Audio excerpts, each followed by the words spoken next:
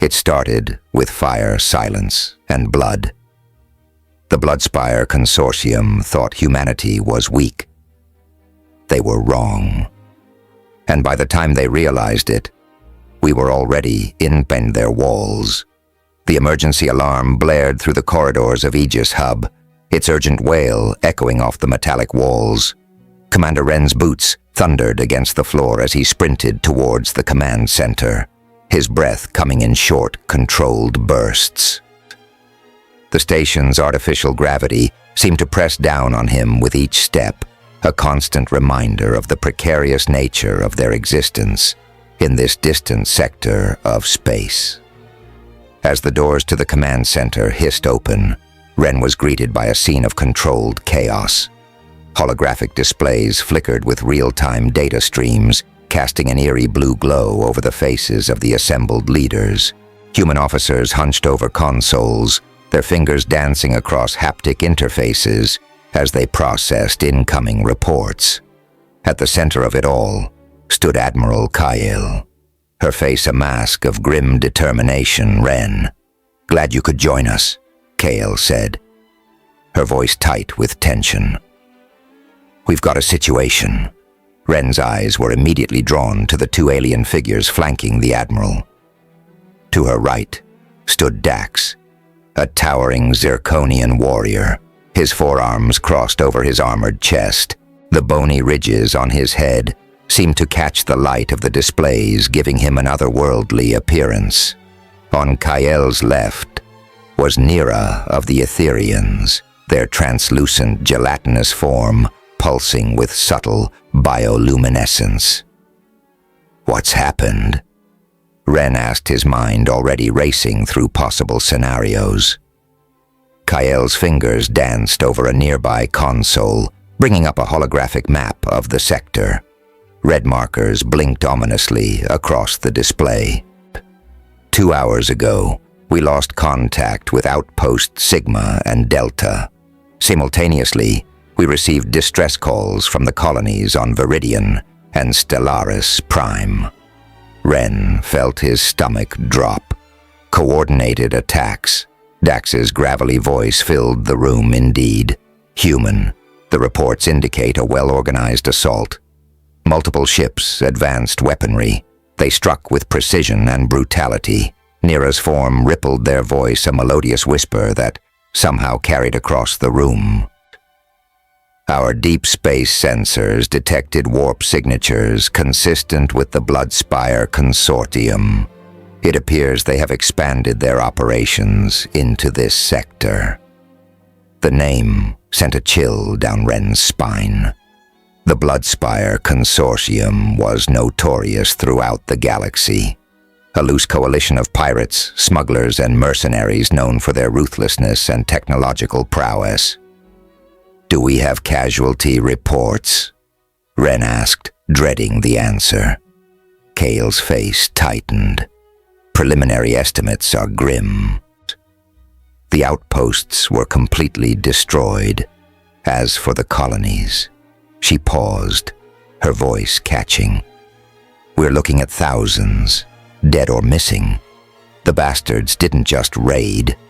They pillaged everything of value and left destruction in their wake." Anger surged through Wren, his fists clenching at his sides. Why? Why target us now?" Dax's upper arms gestured towards the holographic map. "This sector is rich in resources. Commander, rare minerals, strategic positioning. Your expansion efforts have not gone unnoticed." Ambassador Xylos pulsed with a soft blue light. "The consortium likely sees your presence as a threat to their own ambitions. This attack serves dual purposes: to acquire valuable resources and to send a message." Kyle nodded grimly. "They're trying to muscle in on our territory, show us and the rest of the sector that they're the top dogs now." The room fell silent for a moment, the weight of the situation pressing down on all present. Wren's mind raced, analyzing potential strategies and countermeasures. He knew they had to act fast, but they also needed to be smart. The consortium was not an enemy to be underestimated. "What are our options?" Admiral Wren finally asked, breaking the tense silence. Kael's eyes narrowed. "That's what we need to figure out, and fast. We can't let this stand, but we also can't leave our remaining outposts and colonies vulnerable to further attacks." Kralthax's voice rumbled with barely contained rage. "The Zarkonian Empire stands ready to assist. Our warrior fleets can be here within 2 solar cycles. We will crush these pirates and scatter their remains across the void." Ambassador Xylos rippled with a cautionary red hue, while the Zarkonians, "Hey there. Hope you're enjoying the video so far. If you do, please hit the like button and subscribe to the channel. It really helps the channel to grow and reach more people." Now let's find out what comes next. Enthusiasm is appreciated. We must consider the diplomatic ramifications. A large-scale military response could destabilize the entire sector, potentially drawing in other factions. Wren nodded, seeing the wisdom in the Etherean's words. "We need a targeted response, something that sends a clear message without escalating into all-out war." Kael's eyes lit up with a dangerous glint. "What if we set a trap? Let them think they've found another easy target, then hit them with everything we've got." The idea sparked a flurry of discussion. Kralthax rumbled his approval, while Ambassador Xylos pulsed with cautious optimism. Wren found himself nodding along in his tactical mind, already formulating potential strategies. "It could work," he said, "but we'd need to make it convincing. The consortium isn't going to fall for an obvious ploy." Kael smiled a predatory expression that reminded Wren why she had risen to her current rank. "Oh, we'll make it convincing, all right. We'll give them exactly what they're looking for. A juicy target that's too good to pass up." Over the next hour, the assembled leaders hashed out the broad strokes of their plan. They would set up a decoy outpost, one that appeared to be a vital link in their supply chain. It would be defended just enough to be believable, but not so much as to deter an attack.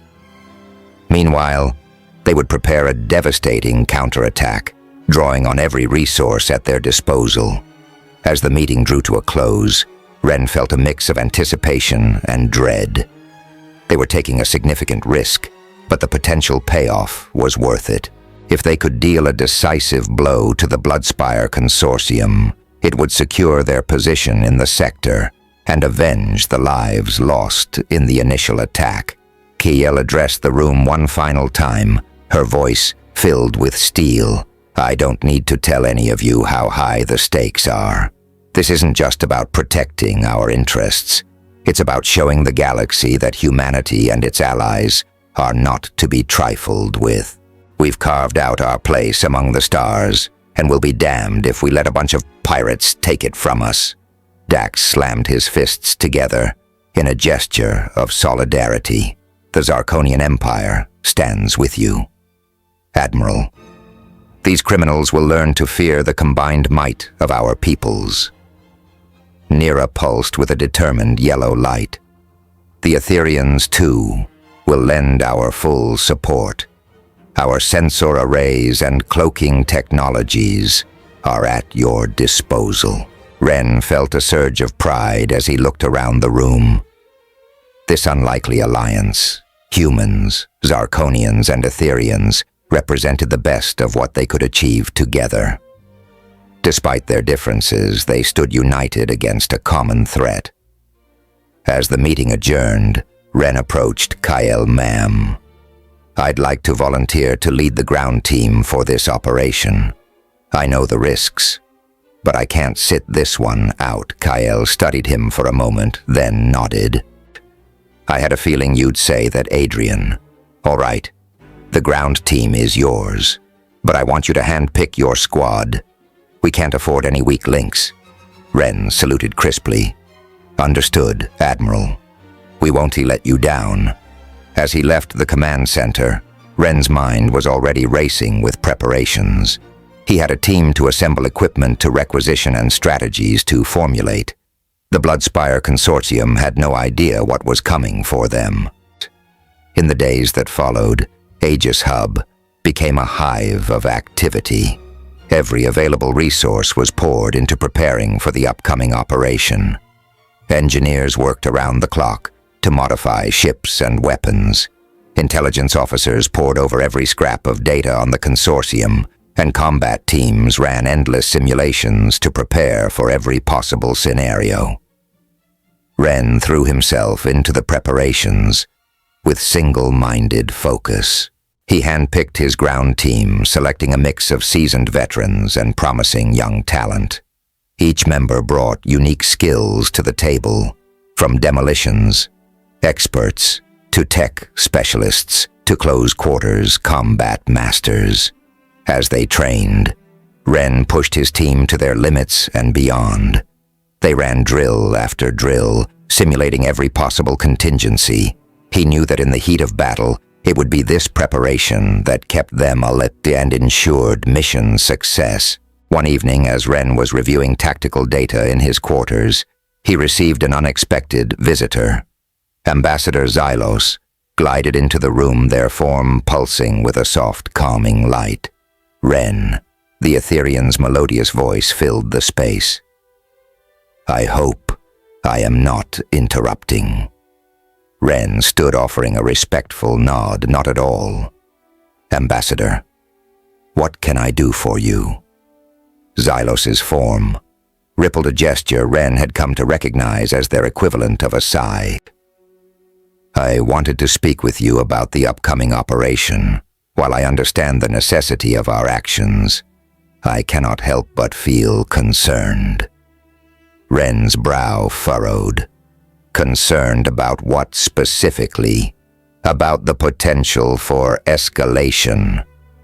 Xylos replied.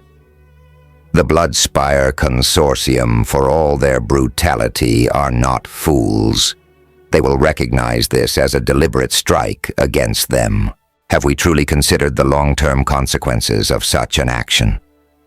Ren considered the ambassador's words carefully. It was a valid concern, one that had crossed his own mind more than once. "You're right, Ambassador. We have to assume that the consortium will retaliate, but we've also seen what happens when we allow groups like this to operate unchecked. They grow bolder, more aggressive. Sometimes a show of force is necessary to maintain peace in the long run." Xylos pulsed with a thoughtful white hue. "Perhaps you are right.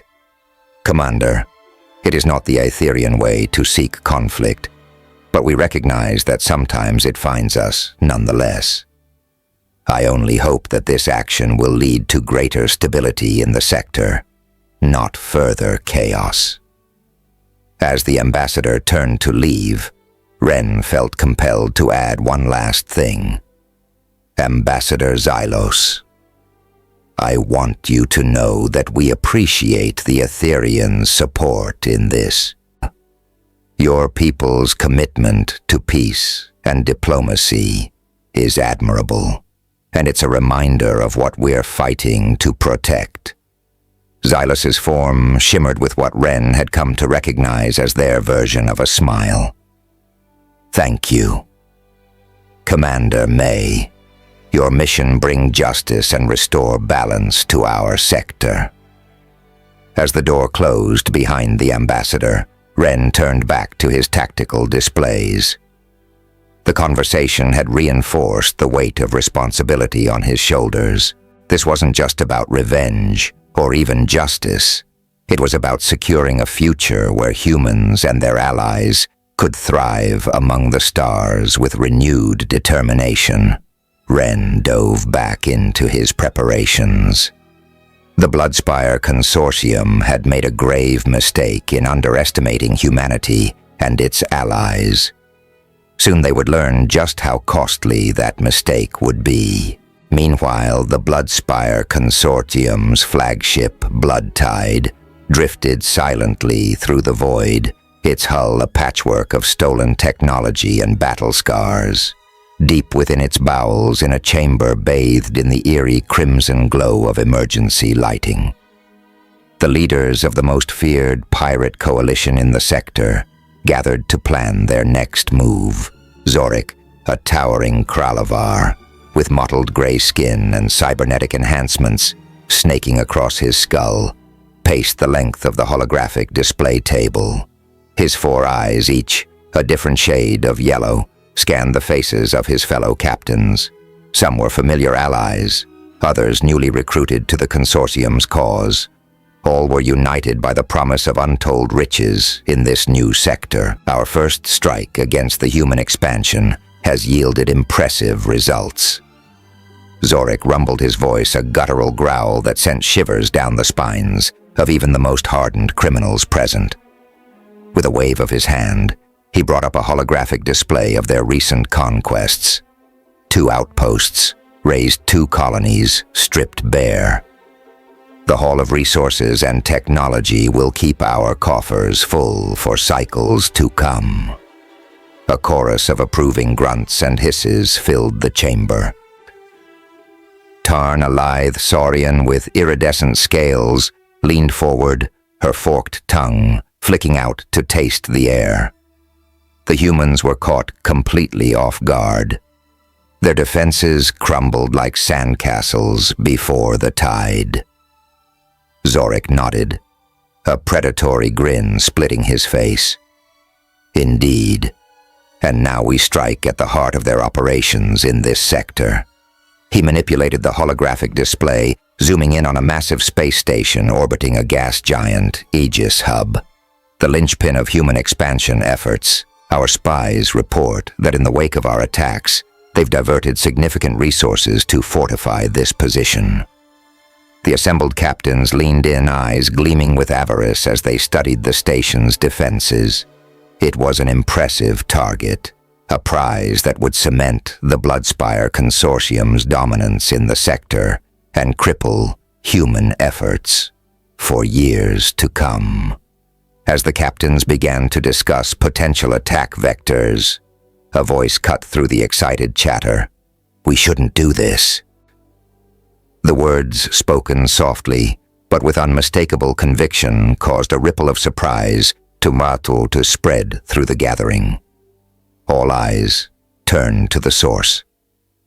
Lex, a veteran of countless raids and one of the consortium's most respected tacticians. The Vulcran's bioluminescent tendrils pulsed with an uneasy rhythm as he met Zorik's questioning gaze. "Explain yourself." "Lex." Zorik growled, his tone a mixture of curiosity and warning. Lex moved to the holographic display, his tendrils weaving intricate patterns in the air as he spoke. "I've studied the humans extensively. They are unlike any species we've encountered before. Their history is steeped in conflict, their very nature forged in the crucible of adversity." He brought up images of human battles throughout history, ancient warriors clashing with swords, tanks rolling across war-torn landscapes, starships engaging in furious dogfights. They are relentless, adaptable, and fiercely protective of what they consider theirs. And make no mistake, they view this entire sector as their territory now. Captain Vislar hissed dismissively. "We've faced tough species before. The humans are no different. They'll break like all the rest." Lex shook his head, his bioluminescence flaring with urgency. "You don't understand. The humans don't just fight. They wage war on a scale that defies comprehension. When threatened, they unite with a singular purpose that transforms them into an unstoppable force." He pulled up data from their recent attacks. "Look at the casualty reports. Yes, we caught them off guard, but for every human we killed, they took down 3 of ours. Their soldiers fought to the last breath, buying time for civilians to escape. And those civilians, they took up arms alongside their defenders, fighting with a ferocity that shocked even our most hardened warriors. Zoric's eyes narrowed. What are you suggesting, Lex? That we abandon our plans out of fear? I'm suggesting we reconsider our targets, Lex replied, his voice steady despite the tension in the room. There are easier prizes in this sector, ones that won't bring the full wrath of humanity down upon us. Because make no mistake, if we continue down this path, the humans will not rest until they've hunted every last one of us down. A heavy silence fell over the chamber as the captains digested Lex's words. For a moment, doubt flickered across some of their faces. But then Captain Weissler let out a mocking laugh. I never took you for a coward, Lex. She sneered. These humans are soft, pampered creatures who've grown fat on the riches of their expansion. They've never faced a true threat, like the Bloodspire Consortium. Murmurs of agreement rippled through the gathering. Zoric raised a hand, silencing the room. Lex, your concerns are noted, but we've come too far to turn back now. The humans have something we want, and we will take it. That's what we do. That's who we are. He turned to the rest of the captains, his voice rising with fervor. Think of the glory that awaits us. We'll be the ones who brought low the mighty human empire. Songs will be sung of our deeds for generations to come. A cheer went up from the assembled pirates, drowning out any lingering doubts. Lex looked around the room, his bioluminescence dimming with resignation. Then you've sealed our fate, he said quietly, though his words were lost in the cacophony of excitement. As the other captains crowded around the holographic display, eagerly discussing attack plans, Lex slipped away from the gathering. He made his way through the twisting corridors of the Blood Tide, his mind racing with the implications of what was to come in his quarters. Lex began to make preparations. He may not be able to stop the Consortium's mad plan, but he would not be a part of it. As he packed what few possessions he valued, he couldn't shake the feeling that he was witnessing the beginning of the end for the Bloodspire Consortium.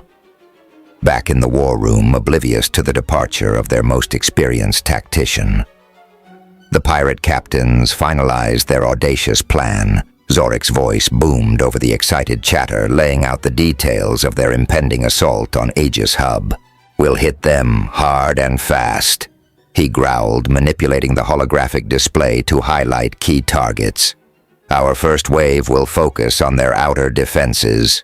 We'll overwhelm their sensor arrays and communication relays, cutting them off from any potential reinforcements. Tarn nodded approvingly, her scales shimmering with anticipation. And while they're scrambling to respond, we'll launch our main assault. I volunteer my ship, the Venom Fang, to lead the charge. We'll punch right through their defensive line and dock directly with the station. Zoric grinned, revealing rows of razor-sharp teeth. Excellent. Once we're aboard, we'll split into teams. Some will secure vital systems and neutralize any resistance, while others focus on looting everything of value. Remember, we're not just after resources. We want their technology, their research data, anything that can give us an edge in future operations. The gathered captains continued to refine the plan, each adding their own expertise to the strategy. They discussed contingencies, assigned roles, and set a timetable for the attack. The excitement in the room was palpable. This would be the Bloodspire Consortium's most ambitious operation to date. As the meeting drew to a close, Zoric addressed the group one final time. We strike in 48 hours. That gives us time to gather our full strength and catch the humans while they're still reeling from our previous attacks. Prepare your crews, check your weapons, and ready yourselves for glory. The pirates cheered their excitement, drowning out the memory of Lex's warnings. As they rushed to prepare for the upcoming assault, None realized the true nature of the challenge that awaited them. The humans, far from being the easy prey the consortium imagined, were poised to unleash a response that would shake the very foundations of their coalition. As the pirate fleet prepared to jump to their target, they remained oblivious to the fact that now the humans know they are under attack and that they will fight back. The 48 hours of tense preparation had finally elapsed. As the last chronometer ticked over, the Bloodspire Consortium's fleet erupted from hyperspace in a dazzling display of destructive intent. The blood-tide Zorik's flagship led the charge, its hull gleaming with the scars of countless successful raids. Before them lay the human outpost, a modular structure suspended against the backdrop of a swirling nebula. Its defensive satellites orbited in a sparse network, their weapon systems charging to meet the oncoming threat. A small fleet of human ships stood as the first line of defense, their engines flaring as they moved to intercept. All ships commence attack pattern. Sigma Zorik's guttural voice boomed through the command channel. Show these humans the true meaning of terror. The pirate fleet surged forward, a tide of destructive force unleashed upon the seemingly unprepared human position. Laser fire crisscrossed the void, slamming into the shields of the human ships with devastating effect. The outpost's defensive grid came to life, energy beams lancing out to strike the incoming vessels. Captain Weisslar's ship, the Venom Fang, led a wing of smaller attack craft in a wide arc, flanking the human formation. "Look at them, scramble," she hissed over the comms, her voice dripping with disdain, like insects before a storm. The human ships responded with admirable coordination, forming a tight defensive screen around the outpost. Their return fire was precise, several pirate fighters exploding in brilliant flashes as they were caught in the crossfire. For a moment it seemed as though the defenders might hold their ground, but the Bloodspire Consortium had not come unprepared. From the belly of the blood tide, a swarm of boarding pods erupted, each one packed with bloodthirsty raiders eager for close quarters combat. They streaked towards the human ships, latching onto their hulls like metallic parasites. "Breach their hulls," Zorik roared. "Let's see how well they fight when the void itself becomes their enemy." The battle devolved into chaos as pirates poured into the human vessels. The defenders fought valiantly, but the sheer number of attackers overwhelmed them. One by one, the lights on the human ships flickered and died, their crews silenced by the merciless onslaught. As the last human ship fell silent, the pirates turned their full attention to the outpost. Its defenses, now unsupported by the fleet, seemed to falter. The laser fire became erratic, the shield generators sputtering as they struggled to repel the concentrated assault. Forward Zorik commanded, his eyes gleaming with anticipation. "Victory is within our grasp." The blood tide led the charge, its massive cannons tearing through the outpost's weakening shields. Smaller ships darted in its wake, peppering the structure with a relentless barrage of plasma bolts and missiles. The human defenses crumbled under the assault, unable to match the pirates' overwhelming firepower. As the battle raged, the pirates began to notice oddities in the human defense. The outpost's return fire, while initially fierce, began to slacken at a steady rate. The movements of the defensive systems seemed almost predictable. "They're breaking." Tarn crowed her ship, corkscrewing through a field of debris to launch another salvo at the station. "I've never seen humans fold so quickly." Zorik nodded, a cruel smile spreading across his features. "They underestimated us, thinking their little outpost could stand against our might. Prepare the boarding parties. I want that station stripped bare." As the pirate fleet closed in for the kill, a massive explosion rocked the outpost. One of its main power cores overloaded, taking a significant chunk of the station's remaining defenses offline. The pirates roared in triumph, sensing victory within their grasp. Boarding shuttles launched from the larger decks protected by screens of fighter cover as they approached the now vulnerable outpost. The remaining point defense turrets fired sporadically, but their efforts were futile against the pirates' onslaught. The first boarding parties breached the outpost's hull, pouring into its corridors with weapons raised. They encountered only token resistance, automated security systems that were quickly overwhelmed by the pirates' superior numbers and ferocity. "Search every compartment," Zorik ordered over the comms. "I want every scrap of valuable technology and data secured. Leave nothing behind." The pirates swarmed through the station, their initial bloodlust giving way to confusion as they encountered empty room after empty room. The few signs of habitation they found seemed hastily abandoned, as if the occupants had fled in a hurry. In the command center, banks of computers ran complex simulations mimicking the responses of a fully staffed outpost.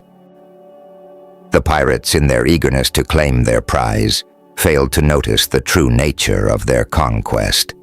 They saw only an easy victory, their egos inflated by the apparent cowardice of their human foes. "Look at this," Tarn sneered, gesturing to the empty stations. They ran like frightened children at the first sign of real opposition. And here I thought humans were supposed to be brave. Zorik moved through the command center, his massive form dwarfing the human-sized equipment. "Download." Everything he growled, every scrap of data, every bit of intel. "We'll use it to crush the rest of their colonies in this sector." As the pirates ransacked the outpost, stripping it of anything remotely valuable, their confidence soared to new heights. They had faced the much-vaunted human defenses and emerged victorious with barely a scratch. The ease of their conquest only reinforced their belief in their own superiority. Captain, one of the junior officers, reported, "We've secured the outpost. All resistance has been neutralized, and we're beginning to transfer the salvaged materials to our ships." Zorik nodded, his 4 eyes gleaming with satisfaction. "Excellent. Prepare to move on to our next target. The nearby colony won't stand a chance now that we've crushed their first line of defense." The pirate fleet began to regroup their ships laden with the spoils of their easy victory. As they prepared to jump to their next target, none of them noticed the faint encrypted transmissions emanating from the abandoned outpost, carrying vital intelligence to the very targets they sought to ambush. The Bloodspire Consortium's armada moved out their ships, arrayed in an attack formation, honed by years of successful raids. They streaked towards the human colony, confident that they had dealt a crippling blow to the humans' defenses in this sector. Their recent victory had only reinforced their sense of invincibility. As they approached the colony, anticipation built among the pirate crews. They could almost taste the riches that awaited them, imagining the terror on the faces of the human colonists as they realized their doom was upon them. "All ships prepare for orbital bombardment," Zorik commanded as they neared their target. "Let's soften them up before we go in for the kill." The pirates readied their weapons, eager to unleash another devastating assault. As the colony came into view, they saw no signs of increased defenses or preparation. It seemed that news of the outpost's fall hadn't reached the colonists yet. As Zorik's fleet closed in on what they believed to be their ultimate prize, they could never have imagined that the humans had blinded them to the true nature of the situation. The colony lay before them, seemingly defenseless and ripe for the taking. The pirates prepared to unleash their full fury, anticipating another glorious conquest. But beneath the peaceful exterior, the colony's true defenses waited for the right moment. The Bloodspire Consortium's fleet descended upon the colony like a swarm of locusts, their ships blotting out the sky. Zorik's voice boomed over the comms. Commence. Planetary bombardment. Soften these humans up before we claim our prize. A hail of plasma bolts and energy beams rained down on the seemingly defenseless colony. Explosions rocked the surface, kicking up clouds of dust and debris. As the barrage continued, the pirates grew more confident, their laughter echoing through the command channels. "Look at them, scurry," Vislar cackled her ship, diving low for a strafing run, like ants when you kick over their hill. But as the dust began to settle, an eerie silence fell over the battlefield. The expected scenes of destruction and panic were conspicuously absent. Instead, the colony stood largely unscathed, protected by shimmering energy shields that had appeared out of nowhere. Zorik's eyes narrowed. What trickery is this? No matter, prepare for ground assault. Landing crafts streaked through the atmosphere, touching down on the outskirts of the colony. Hordes of pirates poured out weapons at the ready, eager to seize what they anticipated would be easy prey. They charged forward, their war cries echoing across the landscape. Suddenly the ground beneath their feet erupted. Concealed bunkers opened up, revealing squads of heavily armed human soldiers and their alien allies. Precision fire cut through the pirate ranks, dropping dozens in the first volley.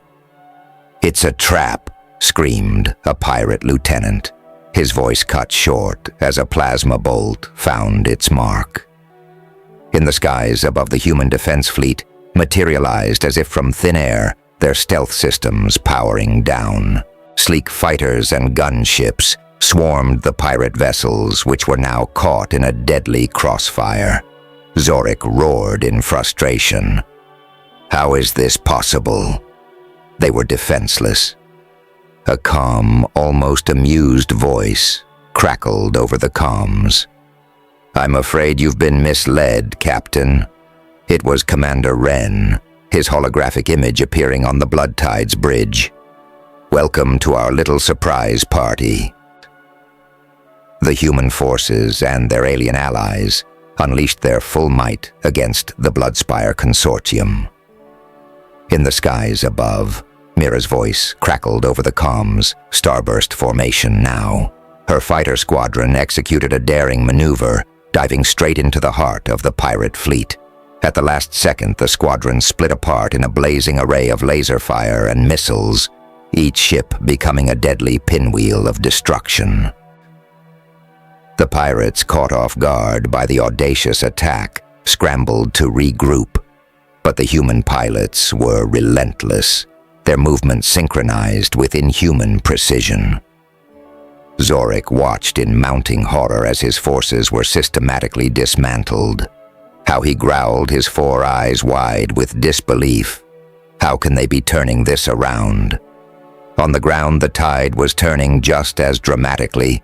Pirate shock troops found themselves outmaneuvered at every turn. Jace and his mixed unit of human and Sarkean troops found themselves pinned down by a numerically superior force of pirate shock troops. The situation looked grim until Malone's eyes lit up with an idea: Sarkean's active camouflage. "Humans covering fire," he shouted, as the human soldiers laid down a barrage of suppressing fire. Their Zarkian allies seemed to melt into the background, their bodies shifting to match the surrounding terrain. The pirates focused on the human gunfire, never saw the Sarkeans coming. Silent and invisible, the alien warriors moved through the enemy ranks like ghosts, their crystalline blades finding vulnerable spots in the pirates' armor with surgical precision. Human soldiers, working in perfect sync with their alien allies, employed tactics that seemed to anticipate the pirates' every move. In the colony's main plaza, Lyra, a xenobiologist, led a group of civilian volunteers protecting wounded humans and aliens as a wave of pirate reinforcements threatened to overwhelm their position. Lyra made a split-second decision. "Everyone into the research lab," she yelled, ushering the wounded inside. As the last of them made it through, Lyra activated the lab's experimental shield technology, an unstable but powerful defense that she and her alien colleagues had been developing. The pirates unleashed a barrage of weapons fire, only to watch in disbelief as their attacks were absorbed and redirected by the shimmering barrier. Lyra's eyes gleamed with pride. The fusion of human ingenuity and alien technology had worked better than she'd ever imagined. Visalar's ship, the Venom Fang, pursued what appeared to be a damaged human cruiser. "I've got you now," she snarled, locking on her weapons. Suddenly the cruiser split apart, revealing it to be a cluster of smaller, heavily armed vessels. They swarmed around the Venom Fang, peppering it with laser fire from all angles. "Impossible!" Visalar screamed as her ship's systems began to fail. "How can they be this coordinated?" The answer came in the form of a massive holographic projection that appeared in the space above the colony. It showed a complex network of interconnected nodes, a visual representation of the colony's AI-driven defense system. Human and alien operators worked in tandem with the AI. Their movements, a perfect dance of organic and artificial intelligence. Ren's voice rang out again. "You see, Zorik, we humans have a saying. The best defense is a good offense, but we've taken it a step further. Our best defense is making you think we have no defense at all." As the battle raged on, the human forces began to employ increasingly sophisticated tactics. Vera's fighter squadron executed a series of precisely calculated micro-jumps, boxing in the pirate ships and leaving them with nowhere to run. On the ground, human soldiers utilized their environment in ways the pirates had never anticipated. They used the colony's modular architecture to their advantage, reconfiguring buildings on the fly to create unexpected firing positions and escape routes. The Andorian allies, with their heightened sense of spatial awareness, coordinated with human snipers to create an impenetrable web of crossfire. Every time the pirates thought they had found a safe approach, they were met with a hail of precision fire from multiple angles. In the colony's command center, Commander Ren orchestrated the battle with a mix of strategic brilliance and adaptability that left the pirates reeling. He constantly shifted tactics, never allowing the enemy to predict his next move. "Focus fire on Sector 7. Ren ordered, his voice calm but authoritative. "Luminar cruiser decloak and provide suppressing fire. Malone, flank them from the east. Let's box them in." The human-led forces moved with a cohesion that seemed almost telepathic. Each race brought its unique strengths to the fight, and under Ren's leadership, these diverse abilities were woven into an unstoppable force. As the tide of battle turned decisively in favor of the defenders, individual acts of heroism began to shine through the chaos. Private First Class Nova, separated from her unit, found herself protecting a group of alien civilians from a pirate assault team, armed with only her sidearm and a makeshift barricade. Sato held off the attackers for nearly an hour. Her unwavering courage inspired the civilians who began to assist her, passing ammunition and tending to her wounds. When reinforcements finally arrived, they found Sato bloodied but unbowed, standing protectively over the diverse group of aliens she had saved. It was a powerful image that would later become a symbol of the human-alien alliance. In the residential sectors, the pirates encountered another surprise. What they had assumed to be cowering civilians revealed themselves as highly trained militia, everyday objects transformed into deadly weapons. Garden tools became improvised spears, and household chemicals were weaponized into potent explosives. One pirate, cornering what he thought was a helpless family, found himself face to face with a human wielding a makeshift flamethrower cobbled together from kitchen appliances. The look of determination in his eyes was the last thing he saw before being engulfed in flames. Above the planet's surface, the space battle raged with equal intensity. The human ships displayed maneuvers that defied conventional tactics. They moved in complex formations, their trajectories seemingly random, yet devastatingly effective. In orbit, the space battle took a decisive turn when the human flagship, the HSS Indomitable, executed a daring maneuver. Vale ordered her ship to dive straight through the heart of the pirate fleet, its advanced point defense systems creating a tunnel of destruction. "All hands, brace for impact," Duarte shouted as the Indomitable plowed through debris and enemy ships alike. The move split the pirate fleet in two, leaving them disorganized and vulnerable to the coordinated attacks of the human and alien vessels. On the Blood Tide's bridge, Zorik watched in horror as his fleet was systematically dismantled. Ships he had thought to be easy targets revealed hidden weapon systems tearing through his forces with ruthless efficiency. The colony itself seemed to be alive, its buildings reconfiguring to create new defensive positions and firing lines. "Fall back," Zorik bellowed, desperation creeping into his voice. "Regroup and—" His orders were cut short as a barrage of electromagnetic pulses swept through the pirate fleet, disabling their systems. The Blood Tide lurched its engines, sputtering and dying. As the battle turned decisively in favor of the defenders, a new scene unfolded that would sear itself into the memory of every surviving pirate. A group of consortium soldiers had managed to breach one of the colony's outer districts, thinking they had finally found vulnerable civilians to use as hostages. They burst into what appeared to be a school weapons, raised only to find a mixed group of human and alien children huddled together. A young human teacher stood protectively in front of them, her arms spread wide. "Please," she said, her voice trembling but resolute. "They're just children." The lead pirate sneered, raising his weapon. "Children make excellent bargaining chips." Suddenly the air shimmered and a squad of human and Andorian soldiers decloaked, surrounding the pirates. Their weapons were trained on the intruders, but they held their fire, unwilling to risk the children's safety. The standoff lasted for a tense moment before one of the human soldiers stepped forward, removing his helmet. His eyes locked with the pirate leaders.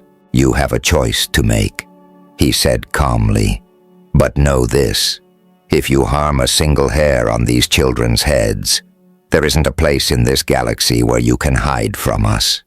The conviction in the soldier's voice, the unwavering stance of the defenders, and the quiet sobs of the children created a tableau that struck at something deep within the pirate leader's psyche. He looked from the determined faces of the soldiers to the fearful eyes of the children, human and alien alike, and something inside him broke. Slowly he lowered his weapon and down. He ordered his men, his voice barely a whisper. As the pirates surrendered, the human soldier moved swiftly to secure them. The Andorian troops rushed to comfort the children, their antennae gently swaying in a soothing pattern. The scene was a powerful testament to the bond between humans and their alien allies, a bond forged not just in battle, but in compassion and shared values. Outside, the battle was drawing to a close. The remaining pirate ships, those that could still fly, were fleeing the system, leaving behind a graveyard of broken vessels and shattered ambitions. On the planet's surface, pockets of resistance were quickly being mopped up by the combined human and alien forces. As the dust settled on the battlefield, the true strength of humanity and its allies had been revealed. It wasn't just their advanced technology or clever tactics that had won the day. It was their unity, their determination, and above all, their capacity for empathy, even in the face of those who would do them harm. Ren stood in the colony's command center, surveying the holographic battle map. The last red dots, representing the pirate forces, were winking out one by one.